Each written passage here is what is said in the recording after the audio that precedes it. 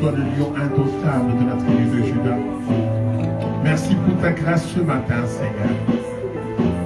Parle-nous, Dieu, car nous sommes là pour toi. Saint-Esprit, prends le contrôle de ce moment. Prends le contrôle, Esprit des dieux. Enseigne-nous ce qui est des dieux. Parle à nos cœurs. Soutiens une âme abattue. Soutiens ceux qui sont abattus. Guéris ceux qui sont malades. Relève ceux qui sont courbés. Et donne la gloire au nom de Jésus. Saint-Esprit, toi tu connais le profondeur de chaque cœur. Toi tu vois ce que nous ne voyons pas. Donne gloire à Christ dans le culte ce matin. Que l'honneur, la louange et la gloire reviennent à toi, notre Dieu. Au nom de Jésus, nous avons ainsi prié. Amen. Amen. Amen. Que Dieu vous bénisse abondamment pour votre présence. On a passé de très bons moments dans l'adoration de Dieu. Amen. Que Dieu vous soit favorable parce que le culte trouve tout son sens dans l'adoration qu'on fait à Dieu. Amen. Quand on se réunit, c'est pour élever un seul, le seul Dieu, le puissant vainqueur. Chaque dimanche, quand on se retrouve, c'est pour lui rendre la gloire, pour le remercier, pour le célébrer. C'est ça le rôle d'un culte. C'est pour dire, règne encore Seigneur. Que tout ce que nous avons, comme nous venons de le chanter dans la dernière chanson, il est le plus important au milieu de nous. C'est lui et rien que lui. Et c'est très important de considérer cela. Alors que Dieu vous bénisse abondamment, parce que ce matin, vous n'êtes pas venu écouter un homme, vous êtes venu élever votre Dieu. Alléluia. Vous êtes venu pour dire à ce Dieu de qui nous tirons la vie, Seigneur, merci. Merci pour ta vie en moi. Merci pour la grâce que tu m'accordes. Merci pour tout. Alors aujourd'hui, on va continuer un peu dans le sens de la grâce qu'on avait commencé. Et aujourd'hui, je veux parler de la foi, une victoire qui triomphe du monde. La foi, une victoire qui triomphe du monde. Amen. Et ça va nous aider à aller peut-être conclure partiellement ce qu'on avait commencé sur la grâce. Amen. Parce que ça fait 2 ou 3 semaines que j'ai eu le devoir de dire à chacun de nous combien la grâce était importante. La vie avec Dieu, c'est une vie totalement de grâce.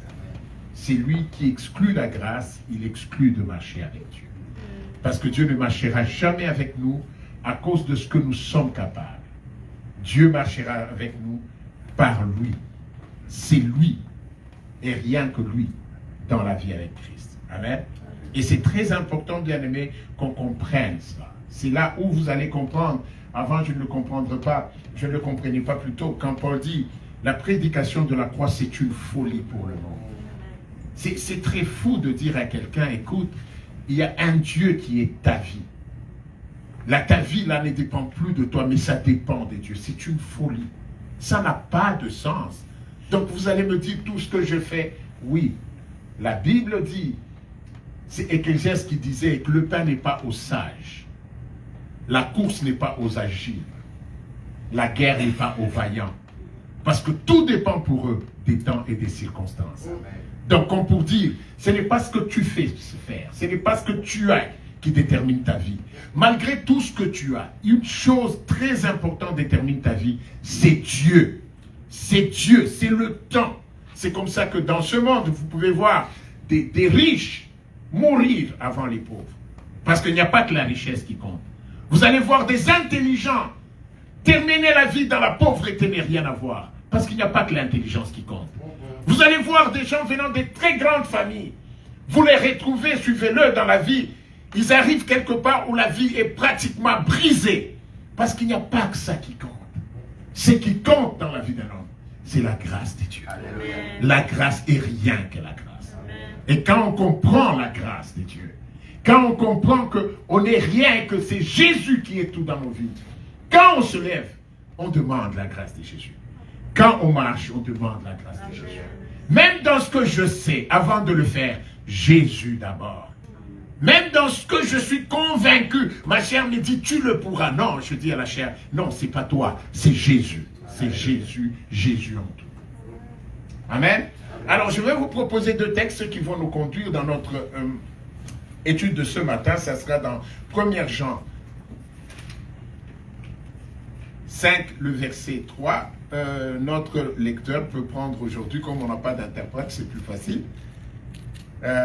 Notre lecteur est là, il peut lire 1 Jean 5, 3 à 4. Tu peux lire ça et moi je vais préparer le deuxième verset pour qu'on aille vite. 1 Jean 5, au verset 3, nous lisons. Car l'amour de Dieu consiste à garder ses commandements, et ses commandements ne sont pas pénibles. Parce que tout ce qui est né de Dieu triomphe du monde. Et la victoire qui triomphe du monde, c'est notre foi. Amen. Amen. Il dit, tout ce qui est né de Dieu triomphe du monde. Et la victoire qui triomphe du monde, c'est notre foi, c'est votre foi, c'est ta foi. Amen. C'est pour ça que j'ai donné comme titre, la foi, une victoire qui triomphe du monde. Amen.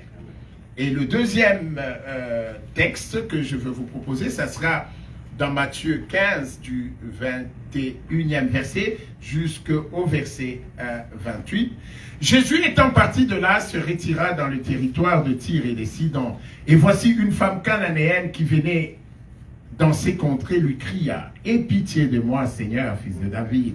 Ma fille est cruellement tourmentée par le démon. » Il lui répondit, il ne lui répondit pas un mot. Il ne répondit pas un mot. Et ses disciples s'approchèrent et lui dirent avec instance, « Renvoie-la, car elle crie derrière nous. » Il répondit, « Je n'ai pas été envoyé aux brebis perdues je n'ai été envoyé qu'aux brebis perdues de la maison d'Israël. » Mais elle vint se prosterner devant lui, disant, « Seigneur, secours-moi. » Il répondit, « Ce n'est pas bien de prendre le pain des enfants et de le jeter aux chiens. »« Oui, Seigneur, dit-elle, mais les petits chiens mangent les miettes qui tombent de la table de leur maître. » Alors Jésus lui dit, « Femme, ta foi est grande, qu'il te soit fait comme tu veux. » Et à l'heure même, sa fille fut guérie. Alléluia. Quand je lis ce texte, c'est par là qu'on va conclure notre étude. Quand je lis, je me dis,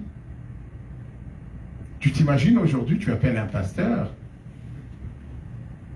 parce que pasteur, je n'ai pas bien dormi, j'ai un problème. Et le pasteur coupe le téléphone sans te répondre. Amen. Il coupe. Et tu te dis, sur Mars, il n'y avait pas de réseau. Tu l'appelles et dis, allô? Oui, Steve? Et puis tu parles, et puis à la fin, il coupe. Il ne te répond pas. Soyons sérieux. Est-ce que dimanche, tu vas dans cette église? Amen. Je veux vous dire une chose qui sera très, très importante. Vous savez, dans cette affaire, la marche avec Dieu, quand vous y mettez les sentiments, vous ne verrez jamais la gloire de Dieu. Dieu, on ne le suit pas avec le sentiment. Vous voyez, elle est d'accord avec moi. Elle dit Amen. Alléluia. On doit aller au-delà des sentiments. Et avant qu'on arrive à ce texte, je vous ai proposé le premier où Jean est en train de parler des choses profondes. Jean, c'est qui? Jean, c'est cet apôtre de Jésus qui dit lui-même que, il parle de lui-même, il dit l'apôtre que Jésus aimait. C'est pas quelqu'un d'autre qui dit, c'est lui-même qui dit, il était l'apôtre que Jésus aimait. Et Jean était tellement proche de Jésus que quand Jean parle, c'est l'un des 4 évangiles synoptiques qui commence autrement. On ne parle pas de la généalogie de Jésus, mais on parle de Jésus en tant que fils de Dieu. Au commencement était la parole était avec Dieu, et la parole était de Dieu. Donc Jean nous ramène avant la création, c'est qu'aucun autre écrivain n'a pu faire. Il nous amène dans la profondeur. Donc c'est quelqu'un qui a vécu des choses profondes spirituellement. Et on le retrouve ici, il est en train de nous parler de la victoire. Il dit, tout ce qui est né de Dieu triomphe du monde. Amen. Et il dit, la victoire qui triomphe du monde est votre foi. En parlant cela, il laisse entrevoir que dans notre vie, il y a un combat. Parce qu'on ne peut pas parler de victoire s'il n'y a pas de combat. En parlant de ce qui est né de Dieu triomphe du monde, cela sous-entend qu'en entrant dans ce monde, nous sommes dans un combat, veux pas. Tu peux ne pas le considérer. Sache que quand tu crois en Dieu, sache que étant dans ce monde, tu es dans un combat. Et dans ce combat, Dieu a voulu que ceux qui naissent de lui soient le seul capable de vaincre ce combat. Mais ça me fait très mal parce que je regarde qu'en fait à l'église, il y a des gens dans l'échec. Et pourtant, ils sont de la nature de Dieu. Et pourtant, Dieu a dit que ceux qui sont nés de lui, ils triomphent du monde. Et Jean va très loin. Il dit, mais dans cet homme qui est né de Dieu, qu'est-ce qui fait vraiment que cet homme triomphe du monde? Il dit, c'est la foi. Amen. La foi, la victoire sur le monde. C'est qu'il sous-entend que quelqu'un qui a la foi ne peut pas se plaindre. Quelqu'un qui a la foi ne peut pas s'inquiéter. Quelqu'un qui a la foi ne peut pas avoir peur. Quelqu'un qui a la foi, pourquoi? Parce qu'il y a la victoire sur le monde. Amen. Alléluia. Amen. À quoi te sert ta foi? Non, je ne parle pas de la foi quand on adore. Je parle de la foi quand on est dans un problème. Non, je ne parle pas de la foi quand tu peux faire quelque chose par toi-même. Par exemple, tu peux t'acheter le pain de mer. Est-ce que tu as besoin de la foi? Non, tu n'en as pas besoin. Je parle de la foi quand rien ne marche, quand tu es dans cette situation où tu es inconfortable. C'est là qu'on voit la foi. Non, je ne parle pas de la foi des gens qui se retrouvent, qui crient, qui disent « Oh, Dieu est puissant », ce n'est pas de ça. Mais je parle de ta foi après la prédication quand tu es seul chez toi. Quand le problème survient, quand rien ne marche, c'est là qu'on voit les hommes de la foi. C'est quand la tempête s'élève. La foi, ce n'est pas quand la mer est calme. En ce moment-là, tout le monde peut la voir. Et cette foi ne te sert à rien. La véritable foi, c'est quand tu es là en plein de la mer et que la tempête se lève et que la tempête frappe le navire et que la tempête bascule ta vie. En ce moment-là, qui peuvent se lever et dire j'ai la foi. La foi qu'on chante, la foi que quand tu es seul dans la prière, tu peux la crier. Mais le diable te regarde et dit, attends Seigneur, je vais amener un deuxième combat. Tu verras qu'il n'a rien de la foi. Dieu dit, vous m'adorez de bouche, mais vos cœurs sont loin de moi.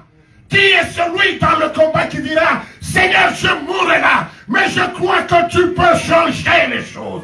Je mourrai là, Seigneur, je ne me laisserai pas abattre. Ces derniers temps, je suis à la télé. Ces gens d'Ukraine, ces citoyens d'Ukraine qui sont en train de dire on préfère mourir ici que de laisser notre terre.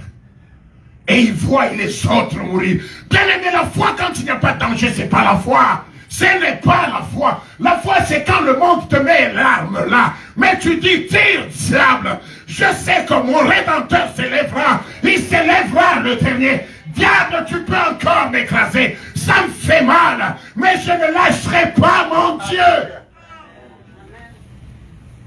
Je ne lâcherai pas, mon Dieu. Je ne lâcherai pas, mon Dieu. La foi qui triomphe du monde. La victoire qui triomphe du monde. Bien-aimés, je sais que s'il y a des gens qui ne nous comprendront jamais, ce sont les anges. Ils regardent. Ils disent, Père, ils ont ta nature. Mais comment ça fait-il qu'à chaque problème, ils succombent? Père, ils ont ta nature. Comment? Comment nous succombons? Dieu a dit, je dis que vous êtes des dieux. Mais vous mourrez comme des princes. Vous savez, c'est peut-être glorieux, prince, mais c'est rien par rapport au divin. Donc pour les gens du monde, ils vous donnent encore un peu de valeur parce que vous tombez. Mais moi, j'ai prévu que vous ne tomberez pas parce que vous êtes des dieux.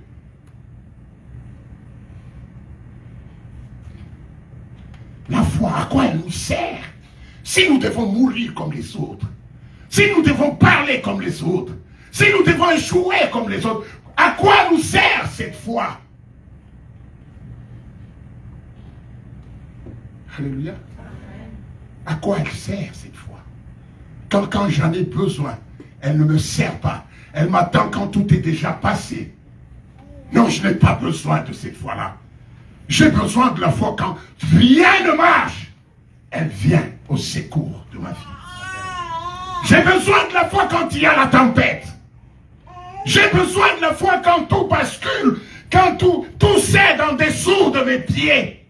J'ai besoin de la foi quand je ne vois pas de chemin. C'est là que j'ai besoin de cette foi-là. Pas quand tout est agréable. Alléluia. C'est pour ça que Jean a dit,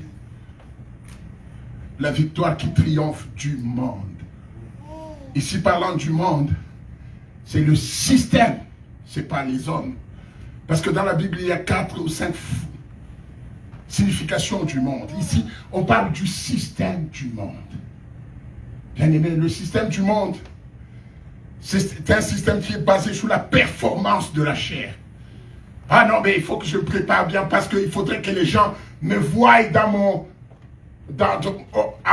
ma plus grande performance. C'est un monde de performance, le système. La performance, c'est la performance de la chair. C'est pour donner gloire, n'est-ce pas? N'est-ce pas, nous voulons que tout le monde nous voie correctement. Même quand rien ne marche. Parce qu'on vit dans l'apparence du monde. Et cela, Dieu n'agira pas. Nous embellissons l'apparence. Dieu dit, tant que ça ne te frappera pas, jusqu'à ce que tu deviennes rien et que je te relève, je ne marche pas avec l'apparence. C'est là, souvenez-vous que Christ a dit, vous êtes comme des pharisiens, au-dedans vous êtes pourris, en dehors c'est une peinture blanche. C'est pas de ça que Jésus a besoin. C'est ça le système du monde. Nous travaillons pour être vus. Nous nous habillons pour qu'on nous voie. Nous sourions faussement pour que les gens nous voient. Mais c'est pas ça le christianisme. Est-ce que vous me comprenez? C'est pas ça, c'est la religion. C'est pas ça Jésus. Alléluia. Le système du monde, il est basé sur la performance. Je dois faire. Comme ça, ils sauront que non, mais ça, c'est le pasteur qui a parlé, c'est le pasteur qui a prêché. C'est le moi qui tire la gloire. Il n'y a rien de Jésus. C'est moi. C'est moi. Vous savez, je ne peux pas faire ça. Parce que ça, c'est moi. Ce n'est pas de mon niveau. Parce que c'est... Non, il n'y a rien de Jésus. C'est toi, c'est moi tout le temps. C'est moi, c'est ma gloire. On doit me respecter, c'est moi. Et Dieu dit, je n'agirai pas dans ce moi-là. Je n'ai rien à faire avec celui-là parce que sa place c'est à la croix. C'est à la croix. Un jour je prie, Dieu dit, jusqu'à ce qu'on te prenne comme balayure, tu ne verras pas ma gloire. Si tu veux te faire respecter, te donner la gloire, je n'agirai pas dans ta gloire à toi. Moi j'agirai quand ta chair sera à la croix. Quand ta chair n'aura pas de valeur, c'est là que tu verras le Fils de l'homme s'élever. Alléluia. Le système du monde, c'est moi. C'est le moi renforcé. On doit savoir que moi, je parle bien. On doit savoir que moi, je suis, vous savez, moi, c'est ça, je ne peux pas le supporter. Chaque fois que tu dis moi, c'est ta chair. Moi, c'est ta chair. Jésus est mort nu à la croix. Il n'a pas dit, Père, moi, non. Bien-aimé, soit c'est Christ, soit c'est notre chair. Il n'y a pas de demi-mesure. Dans tout ce qu'on fait, soit c'est la chair qu'on nourrit, ou bien c'est Christ qu'on élève. On ne peut pas faire les deux. Impossible. Impossible. Le système du monde. Le monde, c'est toi. C'est ta capacité. C'est tes performances. Souvenez-vous quand nous allons dans les entreprises, parce qu'on nous dit, qu'est-ce que toi tu peux apporter à l'entreprise? Et nous disons souvent, il faut savoir se vendre. Moi, je peux le faire. C'est ça le système du monde. C'est moi. Ma capacité. Mon apparence. Il faut donner la bonne impression. Waouh. Les premières minutes donnent la meilleure impression. Quand on vient à l'église dimanche, il faut donner la bonne impression, bien habillé. Cette impression n'a rien à voir avec la vie de Dieu. Je vous le dis. Ça peut vous faire mal, mais c'est ça la vérité. Donne ta belle impression. Ça n'amènera jamais Jésus agir.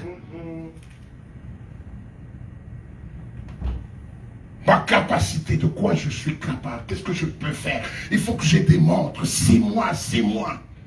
C'est ça le système du monde. C'est pour ça que Christ a dit, c'est lui qui voudra sauver sa vie la perdra. Chaque fois que tu te bats pour sauver ta vie, tu es en train au fait de la perdre. Alléluia. Tu es en train au fait de la perdre. Et le diable est très malin. Il va te dire, regarde tes finances, regarde fais ça, fais ça, fais ça. Tu entres dans son jeu. Et quand tu es dans son jeu, tu es sous sa coupe. Amen. Le monde.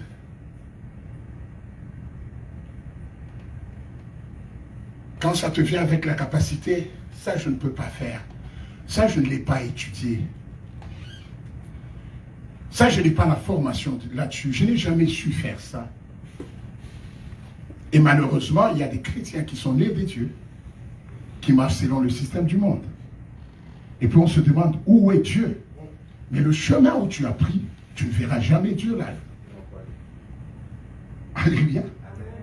Tu ne verras jamais Dieu dans ce chemin-là. Et c'est pour ça, ça c'est le mode d'action du monde.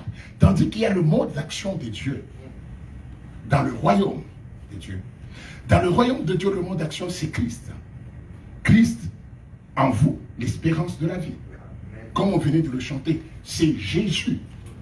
Ma valeur, c'est Jésus. Ce n'est pas mon apparence. C'est Jésus.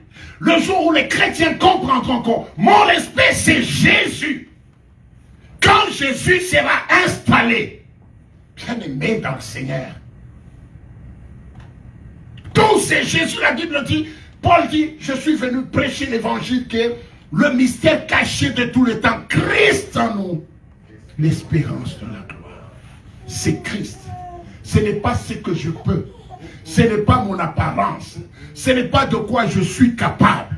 Mais c'est Jésus en moi. Jésus est mon tout. Je vous supplie, par les compassions de Christ, cherchons Jésus. Laissons tout ce qu'on cherchait, c'est chez Jésus. Parce que la Bible dit, Jésus en moi, l'espérance de la gloire. Jésus en moi, c'est quoi? C'est ça la foi. Quand j'aurai confiance totalement en Jésus, je m'attends à la gloire. Même si je suis au milieu de la disette, je ne sais pas comment viendra la gloire, mais la gloire viendra. Parce que Jésus est en moi. C'est ce que Dieu a dit, la formule, Jésus en vous, espérance de la gloire. C'est en contradiction à ce que le monde nous dit. Paul dit, Christ en moi, l'espérance de la gloire. Et c'est pour ça qu'il y a ce verset que nous récitons tous. Que mais dans toutes ces choses, nous sommes plus que vainqueurs par celui qui nous a aimés. Est-ce que vous comprenez ça? C'est-à-dire, je ne suis pas vainqueur par moi. Rien à moi n'est capable de me donner la victoire. Mais ma victoire vient de Jésus qui m'a aimé. Quand je peux croire à l'amour de Dieu, c'est en ce moment que je commence à voguer sur la victoire de Dieu. Avoir la confiance en Jésus. Quand tu arrives à avoir la confiance en Jésus et non pas à tes capacités, à ton éducation, à tes valeurs, à ton expérience, j'ai la confiance en Jésus. Le temps est venu que nous puissions laisser l'expérience pour chercher la relation profonde avec Jésus. Jésus, Christ en moi, l'espérance de la gloire. Souvent nous disons, je suis plus que vainqueur. Quel que soit le combat, non, nous sommes plus que vainqueurs, mais nous ne terminons pas la phrase. Nous sommes plus que vainqueurs par celui qui nous a aimés. C'est-à-dire par la capacité, la confiance que je peux placer en lui. Plus la confiance est sur lui, plus je suis vainqueur. Plus la confiance est sur lui, moins la confiance est sur ma vie, plus je suis vainqueur. Bien-aimés, ce que je vous dis n'est pas très facile à faire. Parce que nous avons été, comment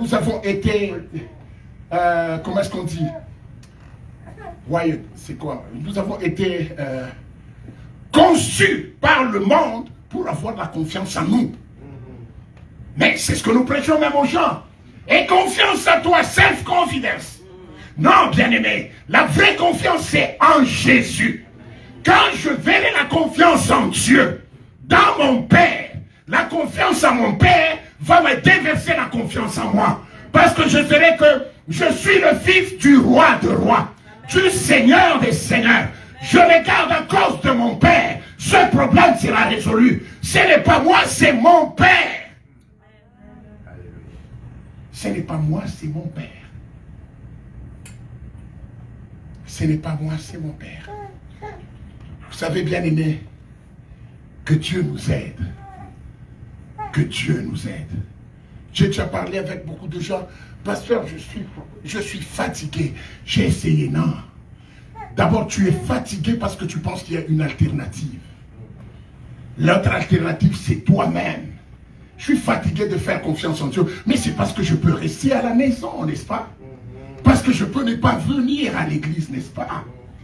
Je suis fatigué parce que ça fait longtemps que je prie. Pourquoi? Parce que tu penses que dans ta vie, il y a Dieu et il y a toi. Mais si toi, tu es déjà mort, comme les gens d'Ukraine là, ils se disent, on se bat jusqu'à la mort. Il n'y a pas d'alternative. Je ne pourrai pas lâcher. Je ne pourrai pas abandonner parce qu'il n'y a pas d'autre solution que de me battre dans la foi jusqu'à ce que je voie la gloire. Je n'ai pas d'autre solution. Je n'ai pas où aller, comme l'avaient dit les apôtres. Où irons-nous, Seigneur? C'est toi qui as la parole de vie. Je n'ai pas d'autre solution. Quand Jésus devient tout pour toi, bien-aimé, tu ne seras jamais fatigué. Parce que même quand tu es fatigué, tu poursuivras toujours. Parce que tu n'as pas de solution. Alléluia. Amen. Et vous savez, comme disait quelqu'un, souvent Dieu agit en retard. Non. Dieu n'agit jamais en retard. Mais le principe de Dieu, c'est qu'il commence à agir quand toi, tu décides d'arrêter. Tant que tu te bats, lui, il n'intervient pas. Il n'intervient pas. Il te dit, arrête. Et moi, je prends. Et c'est pour ça que je dis, les gens disent, Dieu agit toujours en retard. Non, il agit après que toi, tu aies essayé avec ta force et échoué. Si tu lui donnes dès le premier jour les commandes, tu verras qu'il agit dès le premier jour. Mais dans notre habitude, c'est j'essaie d'abord avec les conseils de tous les oncles, de toutes les tantes, de tout le monde. Quand ça ne marche pas, et puis je dis, Seigneur, s'il te plaît. Et comme il nous aime, il vient toujours agir. Amen. Et on dit, il agit souvent en retard. Non, Dieu n'a jamais agi en retard. Mais Dieu ne peut pas agir au même moment que toi. Parce que la Bible dit, il veut toute la gloire. Il veut toute la gloire. Il a dit à Gédéon, Gédéon allait se battre. Dieu dit, le peuple que tu as pris est trop nombreux. Je ne peux pas te donner la victoire. Parce que si je te donne la victoire, la gloire reviendra à ce peuple-là. je ne te donnerai pas la guitare. Va leur dire de rentrer. Ils étaient 33 000.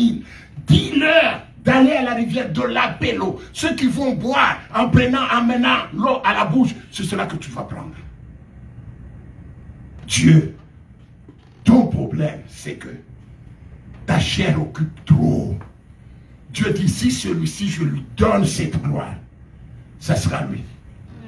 Ça sera lui. Dieu dit, non, non, non, non, je ne donnerai pas cette gloire.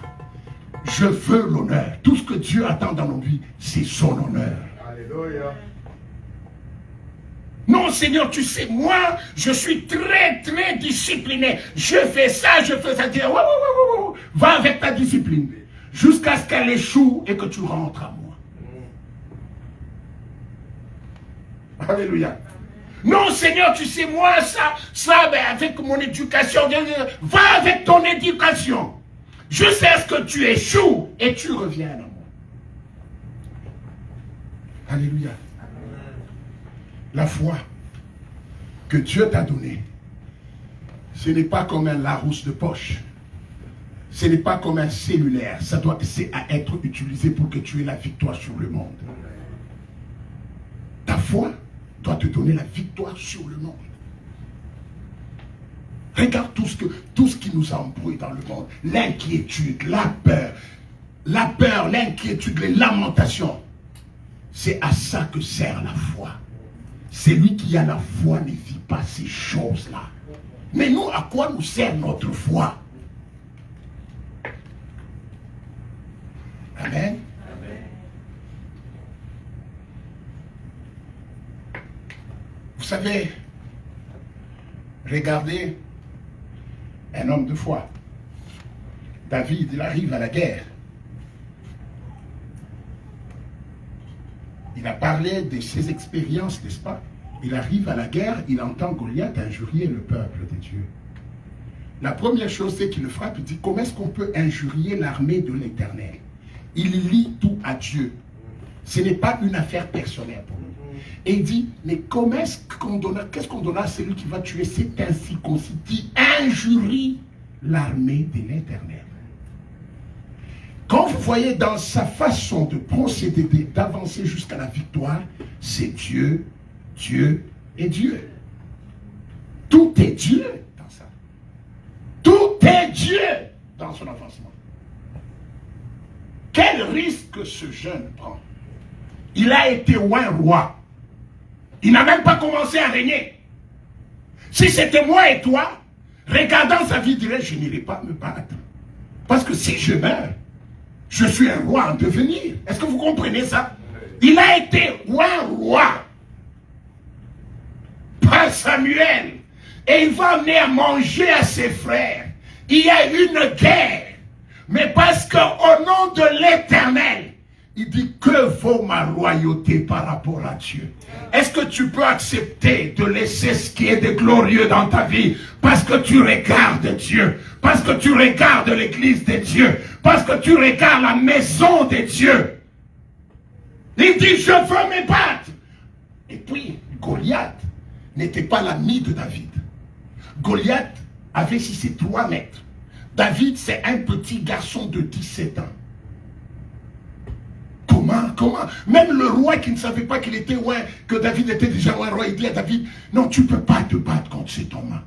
Il est aguerri à la guerre depuis son enfance. David, le danger est grand. Le danger est grand. Mais le danger est d'autant plus grand que David est appelé pour être roi. Est-ce que vous comprenez? Il a beaucoup à perdre. Il n'est pas comme tous les autres soldats. Les autres, tu tombais, tu n'es qu'un homme. Une personne lambda. Tu n'es rien là. Mais lui, c'est un roi. Roi. Vous savez, quand tu as l'amour des dieux, il y a des choses, quand j'entends les gens parler, je dis, le problème c'est que tu n'aimes pas Dieu, tu ne le connais pas. Bien aimé, qu'on te dise, Papa Benoît, c'est toi qui seras là après Justin Trudeau. C'est connu, c'est écrit. Tu seras Premier ministre après Justin Trudeau. Qu'est-ce qu'on va faire à la maison? On va te protéger même contre Covid. Ah, papa ne sort pas. Mais tu vas dire, papa ne sort pas, papa, non. Tu vas aller moitié, non, il y a Covid. Pourquoi? Parce que tu es déjà pointé pour être roi. Mais lui, ce n'est pas ça. Il sort, il va se battre. Au risque de sa vie. Comme pour dire, la couronne que j'aurai n'a pas de prix, n'est pas comparable à la gloire de mon Dieu. Il va risquer sa couronne. C'est que tout le monde pouvait attendre. Et regardez comme il arrive. Il sait déjà que il n'a pas la possibilité. Le match est déjà inégal. C'est un petit garçon contre une montagne de muscles. Goliath est tellement grand que son bouclier, ce n'est pas lui qui le porte. Il y a un petit soldat qui porte son bouclier. Donc c'est toute une machine de guerre. Lui seul, il a des soldats qui l'entourent. Vous comprenez? Et David, il s'avance. Goliath dit, qui suis-je pour que vous puissiez m'envoyer? Est-ce que je suis un chien pour que vous puissiez m'envoyer un petit enfant comme ça? Vous comprenez? Donc, il n'y a pas d'espoir de victoire. C'est là qu'on voit celui qui a la foi. Amen. David dit ceci à Goliath. Tu viens contre moi avec la lance et le javelot. Mais moi, je viens contre toi au nom de l'Éternel, le Dieu des armées. Est-ce que vous comprenez la foi, là? C'est impossible de battre Goliath. Même le roi t'a défendu. Même le roi t'a dit, n'avance pas. C'est le roi. Il t'a prêté ses armures. C'est le roi. Tes frères qui t'aiment t'ont dit, n'avance pas. Tout le monde t'a dit, n'avance pas. Mais la foi voit la possibilité. Là où l'impossibilité est totale. Là où les gens disent, ça c'est un petit chien qui sera écrasé. David dit, dans cette affaire, je n'avance pas à mon nom. J'avance au nom de l'Éternel, le Dieu des armées. C'est de ça, c'est de cette foi que je parle. Quand tout est voué à l'échec, quand le pronostic est nul, quand les bons conseillers te disent arrête, quand tout le monde te dit ça ne marchera pas, on en a l'expérience. C'est en ce moment-là que l'homme de foi a besoin de sa foi. Amen. Alléluia. C'est en ce moment-là qu'on a besoin des femmes de foi qui peuvent se dire, je n'avance pas en mon nom. Je ne vais pas au nom de mon Père. Je ne vais pas au nom de ma connaissance. Mais j'avance au nom de l'Éternel. J'avance avec Dieu. J'avance pour Dieu. J'avance en Dieu. Bien aimé, c'est en ce moment-là que commence la foi. C'est en ce moment-là que commence la foi. Tout est rouge sur le tableau. Tout est rouge sur le tableau. Ah, j'aime Dieu. Dans le royaume des dieux, comme je vous ai dit, c'est ça qui est très important, c'est que Christ devient tout. Je fais tout pour lui, par lui et en lui. En lui. Vous savez, en fait, quand on comprend la foi, qui est la victoire dans le monde, quand on active la foi, ce qui se passe, au fait, c'est que par la foi, on met Dieu, on proclame Dieu la source de tout ce que nous avons. Vous comprenez? C'est ça la foi. Dieu devient la source de tout ce que je ferai. Si je suis payé au travail là où je suis, ce n'est pas l'entreprise, c'est Dieu qui passe par l'entreprise. Mon langage change. Ok? Si je suis en vie malgré le Covid, ce ne sont pas mes anticorps, c'est Dieu qui a activé mes anticorps. Tout change. Dieu devient la source. Et vous allez voir, le plus grand piège du diable, c'est d'essayer toujours de nous amener dans notre chair. Pourquoi? Parce qu'il sait que dans la chair, toi tu es son esclave. Chaque fois que tu vas agir dans la chair, il est au-dessus de toi, il domine et Dieu ne peut rien dire. C'est pour ça que quand vous comprenez, regardez ce que Christ dit. Sans moi, vous ne pouvez rien. Sans moi, vous ne pouvez rien. Avant, je ne comprenais pas ce verset. C'est au fait hier, quand j'ai médité, que je l'ai compris. Très bien. Je dis, mais Seigneur, comment sans toi, je ne peux rien. On ne peut rien. Mais Dieu m'explique quelque chose de très important. C'est que Dieu me dit ceci. Si tu n'agis pas avec moi, tu agis dans la chair. Ok? Chaque fois que tu n'agis pas en moi, tu agis dans la chair. Or, la chair, Dieu a condamné le péché dans la chair. Et la chair est soumise au diable. Et le péché veut dire manquer l'objectif. C'est-à-dire, dans la chair, il y a le fait que la chair est faite maintenant pour manquer l'objectif parce qu'elle est condamnée. Et chaque fois que tu agis dans la chair, même si ton succès est apparemment là, avec le temps, tu vas pleurer. Parce que la chair ne peut jamais te donner la gloire. C'est là où Dieu a dit, sans moi, vous ne pouvez rien. Parce que votre chair a déjà été conquis par le diable. Et votre chair est l'ennemi du diable. Et vous ne pouvez rien faire dans votre chair. Chaque fois que tu commences quelque chose en comptant sur toi, c'est voué à l'échec. Même si la chose paraît successful, elle paraît, la réussite est claire, mais cette chose est vouée à l'échec. Même si par la sagesse des hommes, cette chose va, tu as fait bien le choix.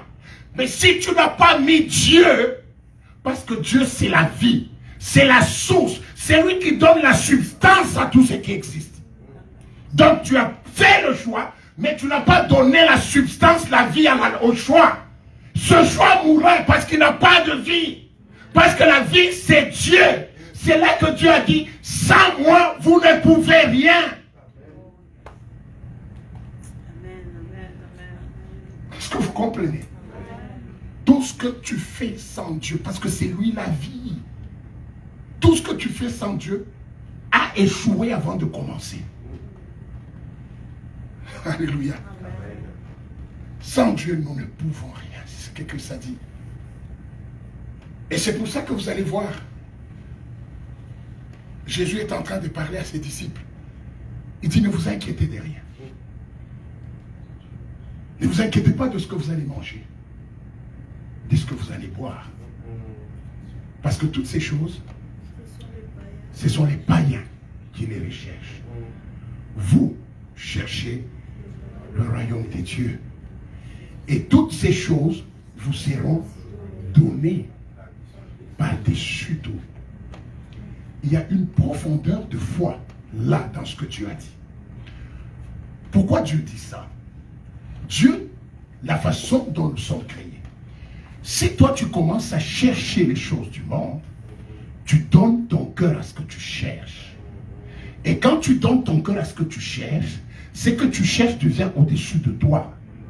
Parce que ça commence à dicter ta vie. Et parce que c'est une chose du monde et que tu la cherches par ta vie, le diable qui est le maître de ta chair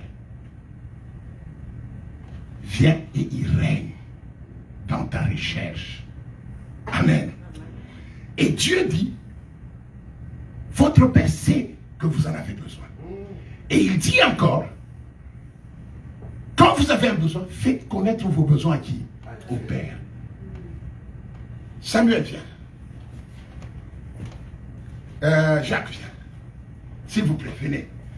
Je veux expliquer quelque chose. Je pense que notre écran va nous permettre. Et Daniel vient. Peut-être que ceux qui sont à la maison ne verront pas, mais vous qui êtes ici, vous allez voir. Je vais expliquer quelque chose. Lui, c'est le chrétien. Ok? Lui, c'est Dieu. Allô Dieu. Tu l'as peu. Et lui, c'est la chose du monde que lui veut. Ok? Que Samuel veut. Et le principe est celui-ci. Si Samuel commence à chercher, quand tu cherches, ça inclut quoi? L'intelligence, le temps, la force, ça te prend tout ce que tu es, n'est-ce pas? Quand tu commences à chercher la chose du monde, ok? Ça prend tout ton être, ta sagesse, ton intelligence. C'est pour ça même quand tu es en train de chercher quelque chose, quelqu'un t'appelle, s'il te plaît, rappelle-moi, je suis en train de chercher quelque chose d'important. Parce que tu ne peux pas faire les deux à la fois. La recherche prend tout ton être. Alors, quand Samuel commence à chercher Daniel, qui est la chose du monde, qu'est-ce qu'il fait? Il n'a pas le temps de s'occuper des dieux. Daniel devient son amour et le tout dans sa vie. Seigneur, quand est-ce que j'aurai cette voiture? Seigneur, quand est-ce que j'aurai ce mariage? Seigneur, quand est-ce que j'aurai ça? Même si c'est dans la prière que tu le fais. Parce que quand tu lèves ta voix, c'est tout le temps ton problème. Et parce que tu t'attaches à Daniel, qui est la chose du monde, le diable qui règne sur la chose du monde, règne sur toi. Et pourtant, Dieu t'a créé pour dominer sur Daniel, qui est la chose du monde. Dieu nous a créés pour dominer. La chose sur laquelle tu domines, tu ne peux pas, elle ne peut pas t'emprisonner. Alors Dieu dit non. Ne vous inquiétez de rien, premièrement. Quand vous avez besoin de quelque chose, parle au Père, à Dieu. Tu dis à Dieu, papa, j'ai besoin de Daniel. Et lui, papa, parce que tu as dit et que papa est la source de tout, il va amener Daniel vers toi. Alléluia. Alléluia. Vous comprenez? Dieu va l'amener. Donc les choses du monde ne devaient pas être notre priorité. Ça devait être la conséquence de notre relation avec Dieu. On ne devait pas travailler pour les choses du monde, mais ça devait nous être donné comme une récompense de notre foi en Dieu. C'est pour ça qu'il a dit, ne vous inquiétez pas des choses du monde. Que ça ne prenne pas votre intelligence, que ça ne prenne pas votre force, parce que vous êtes des dieux. Élevez-vous à mon niveau, élevez-vous, cherchez le royaume, devenez des dieux, entrez en moi, et ces choses-là tomberont à vos pieds. Amen, amen. Alléluia. Amen. Que Dieu vous bénisse. Que Dieu vous bénisse. C'est ce que Dieu nous dit. C'est ce que Dieu nous dit. Bien-aimés, soyons juste un peu même humains. Là, tu as tes enfants à la maison. Sœur Nadia, tu as l'enfant là. Mais tu trouves l'enfant à 5 h du matin, en train de s'ajuster, en train de transpirer, dit, ah, maman, je ne sais pas si aujourd'hui j'aurai les céréales. Qu'est-ce que tu vas dire? De quoi tu parles? Dors! Réponds-toi! Ça, ce n'est pas ton problème, c'est mon problème. Et c'est ce que nous disons à nos enfants.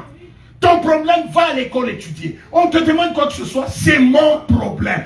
Tes besoins sont mes problèmes. Mais comment vous ne pouvez pas faire ça avec Dieu? Alléluia. Nous le disons aux enfants. Oh non, on a demandé ça. Est-ce que, d'ailleurs nous disons, si un enfant échoué, qu'est-ce qu'on t'a demandé que je n'ai pas donné? Donc tous tes besoins, c'est mes problèmes. Tu as besoin de quoi? Parle-moi. Ne t'occupe pas à chercher. Tu trouves ton enfant un coin de l'eau en train de demander, oh non, à l'école on nous a demandé 10 $, alors j'essaie de voir qui peut me donner même 2 $, comme ça je vais demander 8 $. Mais c'est ce que nous faisons avec Dieu. Exactement la même chose. Dieu dit, ne cherchez pas les choses du monde. Ne les cherchez pas. Parce que la façon dont je vous ai créé, vous devez dominer sur ces choses-là. Vous n'avez pas besoin de passer le temps avec ces choses. Vous êtes en haut, vous devez dominer. Et pour dominer, cherchez-moi, c'est moi la source. Avec moi, vous allez dominer. Avec moi, vous allez régner. Avec moi, vous allez triompher. Faites-moi connaître vos besoins. C'est tout ce qu'il te demande. Mais regardez dans nos prières. Combien de choses, si nous faisons une prière de 100% du temps, 80%, ce sont nos besoins et nos inquiétudes. Seigneur, cette année que je vois ta gloire. Seigneur, que je vois ta gloire cette année. Seigneur, cette année ta gloire. Seigneur, mon travail. Seigneur, mon travail. Seigneur, mon mariage. Seigneur, mon mariage. Seigneur, mes enfants. Seigneur, mes enfants. Dieu dit, cherche-moi. Ne cherche pas ces choses-là. Cherche-moi.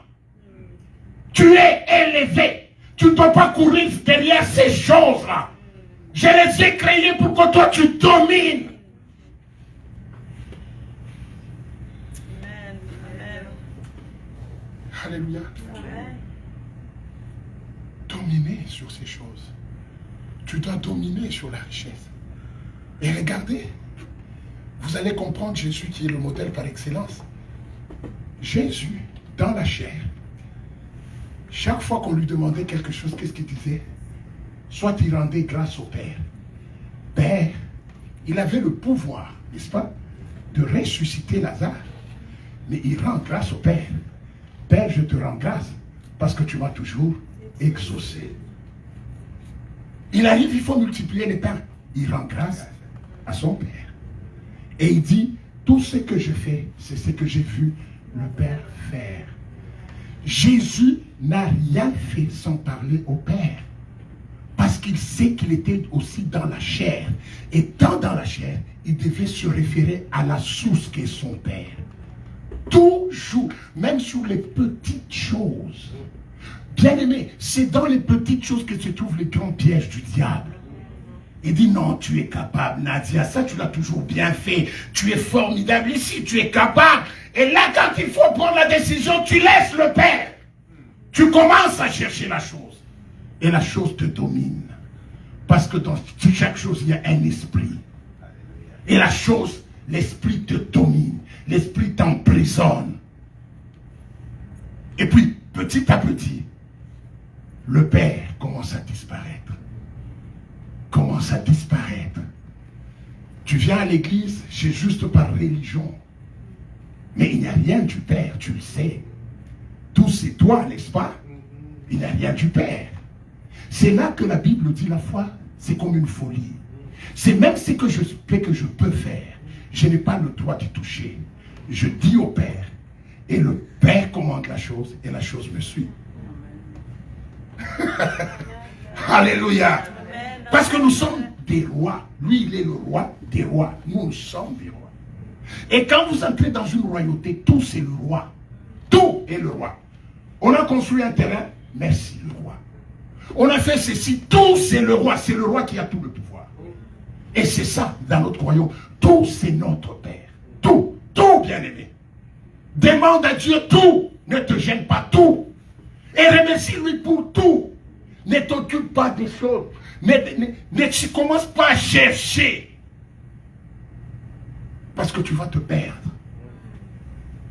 Toi, tu es un Dieu. Un Dieu ne cherche pas. Parle à la source. Père, j'ai besoin de cette voiture-là. Et puis tu le remercies. Il ne faut pas commencer. Parce que parfois nous sommes hypocrites. Tu dis ça par formule. Mais tu commences à penser, toi, quel commerce je dois faire avec l'Afrique là pour augmenter quand même l'argent? Qu'est-ce que je dois faire? Parce qu'on m'a dit que c'est ça. Vous comprenez? Donc tu as fait la chose juste par apparence. Mais tu dois la faire réellement. Bien aimé, il faut que Dieu soit notre paix réelle. J'ai la paix non pas parce que je sais comment ça va se passer, mais parce que Dieu est ma paix. Alléluia. Ça, quand tu arrives à ce niveau-là, ta foi commence à être véritable. J'ai la paix parce que Dieu... C'est pour ça qu'il dit, je vous donne la paix, non pas comme le monde. Mais ma paix, pas comme le monde. Pourquoi? Parce que la paix du monde est conditionnelle à ce qu'on voit. J'ai la paix parce que j'ai tel montant dans mon compte. J'ai la paix parce que j'ai tel travail. J'ai la paix parce que je ceci. J'ai la paix parce que j'ai commencé mes études. J'ai la paix quand j'ai trouvé à une maison. Mais la paix de Dieu, c'est parce que Dieu est Dieu. J'ai la paix, Seigneur. Je veux cette paix. Parce que toi, tu es Dieu. Parce que toi, tu règnes. J'ai la paix, Seigneur. Même quand je passe dans la tempête, ma paix n'est pas perturbée parce que ma paix est liée à Dieu et non pas liée à la situation. Même quand je manque de tout, j'ai la paix parce que ma paix est liée à Dieu et non pas liée à les circonstances. Ne cherchez pas les choses. Faites connaître le besoin à votre Dieu. Soyons avec Dieu, bien aimés, soyons comme nous sommes avec nos enfants. Prenez juste cet exemple.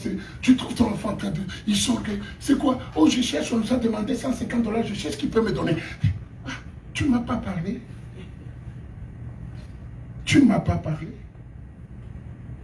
C'est ça la relation que nous avons avec Dieu. Qui sont ces gens ce matin qui peuvent recevoir la paix et qui se décident aujourd'hui, Père, je te ferai connaître mes besoins. Amen. Et dans cette dimension où on dit, faites connaître vos besoins à Dieu, ça veut dire que je sais qu'il a déjà la capacité de les résoudre. Je ne le supplie pas. Vous comprenez? Je vais là, Dieu, je dis, Père, j'ai besoin de ce travail. Je m'arrête là. Je n'ai pas besoin de le supplier. Je lui fais connaître mes besoins. Le mot la faire connaître mes besoins est très important. Quand on dit faire connaître le besoin, c'est informer. Alléluia. Non, la vie chrétienne, c'est une vie extraordinaire si on comprend sa profondeur. Mais on nous a entrés dans une religion où il faut non. Bien aimé, ta bénédiction ne dépend pas de ton offrande. On va te dire, amène l'offrande et puis ça va déclencher. Ce sont des histoires. Ce sont des faussetés. Parce que si c'était vrai, moi je serais multimilliardaire. Amen. Dieu, ce qu'il veut faire, lui connaître les besoins. Je rentre encore sur les enfants avant de passer à la conclusion de mon message. Parce qu'elle va m'aider à appeler quelqu'un pour la construction de l'église. Pour arriver à la conclusion du message. Bien aimé, vous avez parfois, nous avons eu des frères, nous avons des enfants qui sont parfois, comment je dirais, un peu turbulents, n'est-ce pas?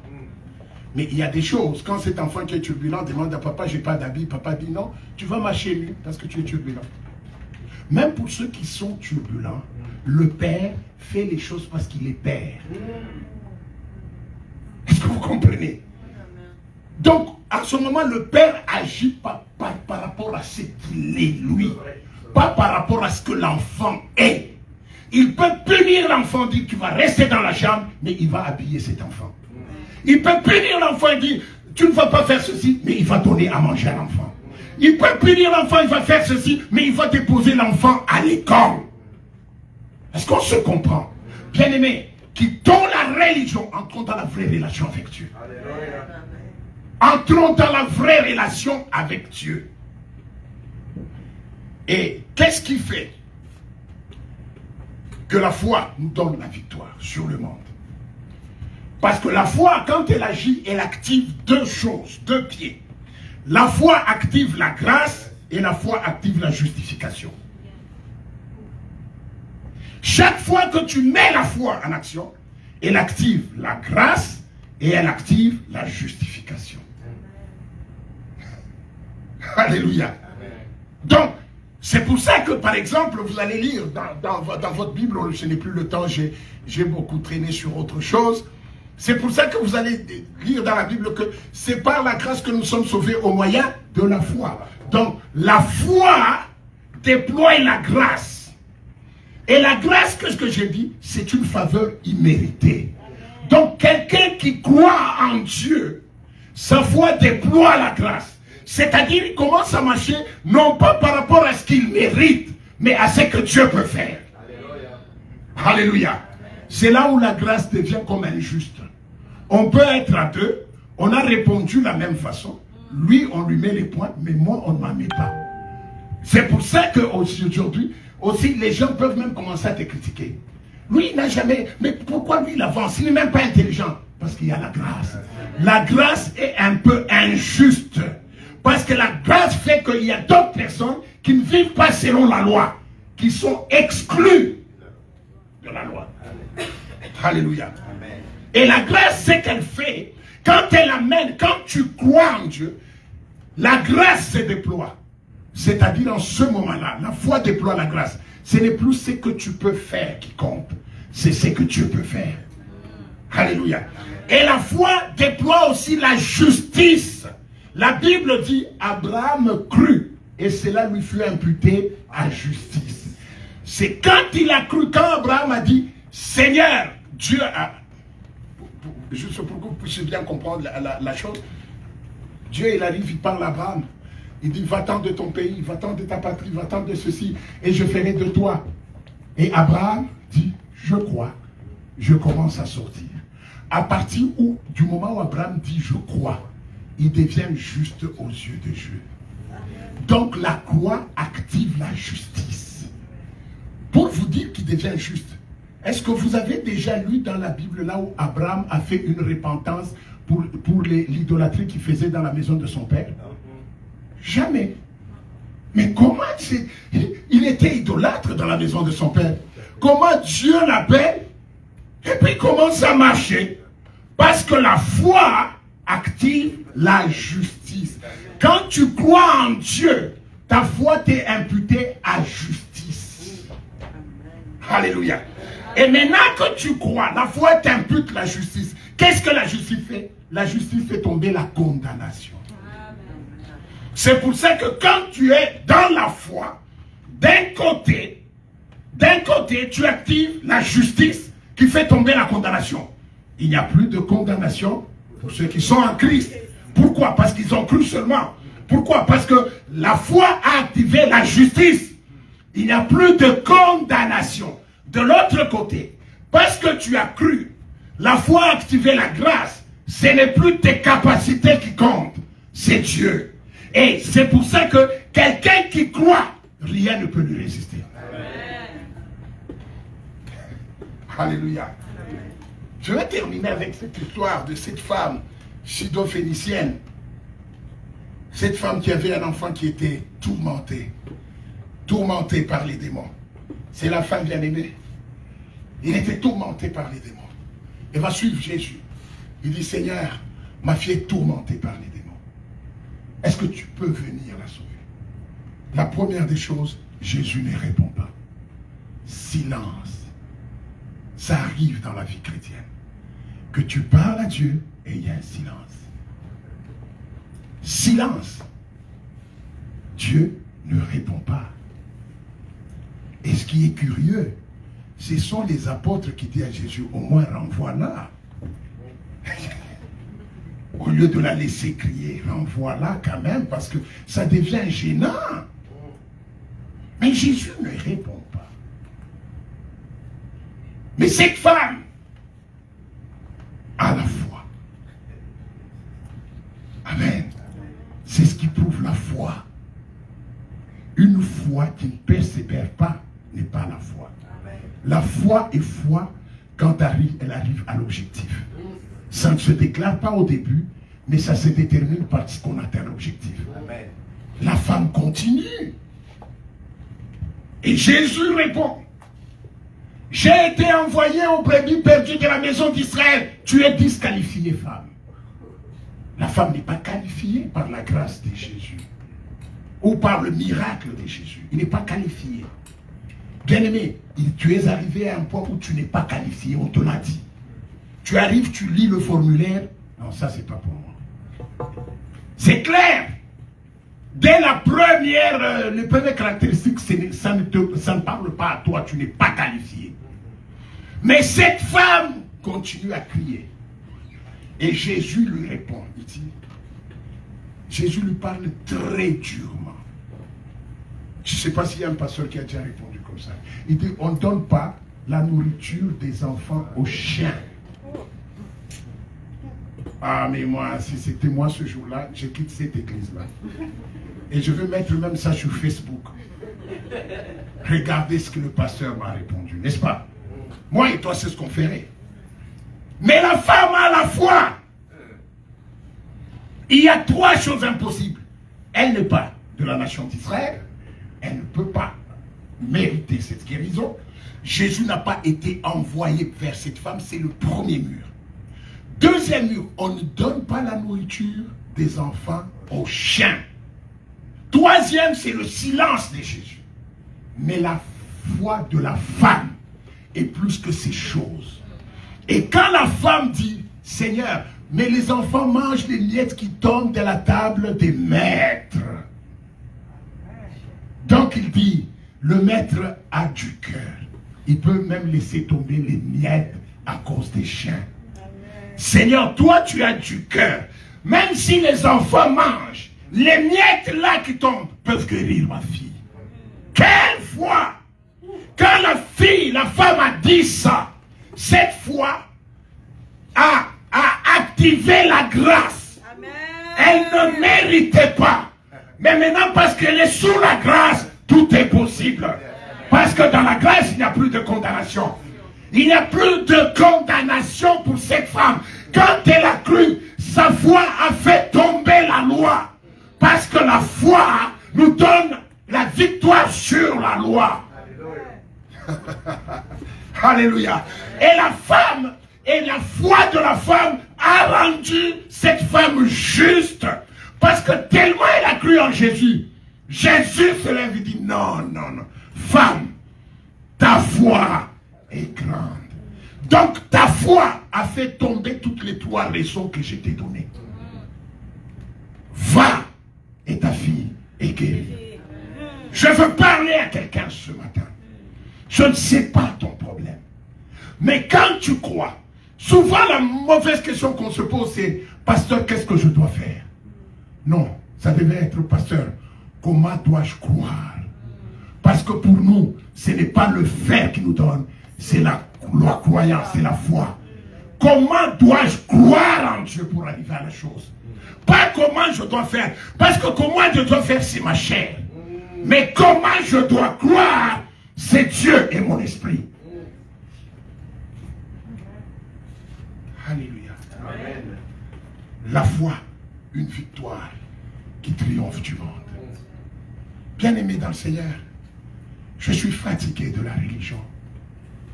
Je suis fatigué que nous puissions parler de la foi sans la voir. Mais aujourd'hui, comme la Bible dit, Abraham, il a cru contre toute espérance. Et sa foi lui fut imputée en justice. J'aimerais que ce matin, que tu regardes à tes contre-espérances, les choses qui peuvent faire que ton histoire est impossible.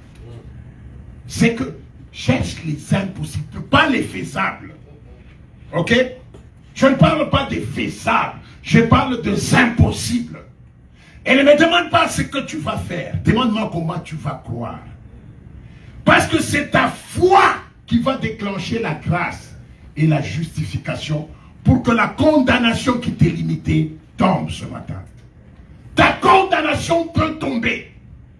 Crois en Dieu. Parle à Dieu de ton problème. Fais-lui connaître ton besoin. Ne cherche plus la chose. Cherche Dieu. Et parle à Dieu. Seigneur, j'ai besoin de ça.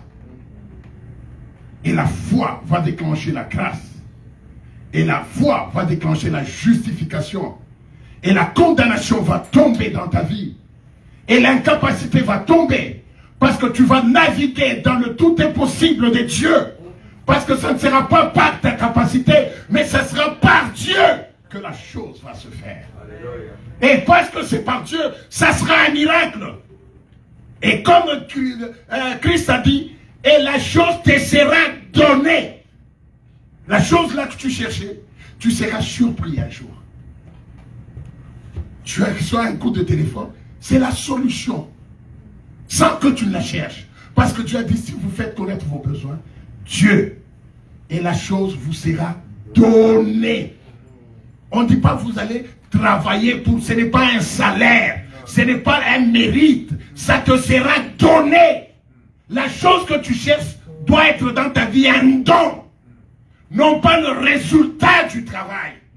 C'est un don. Est-ce que tu peux acclamer pour Dieu?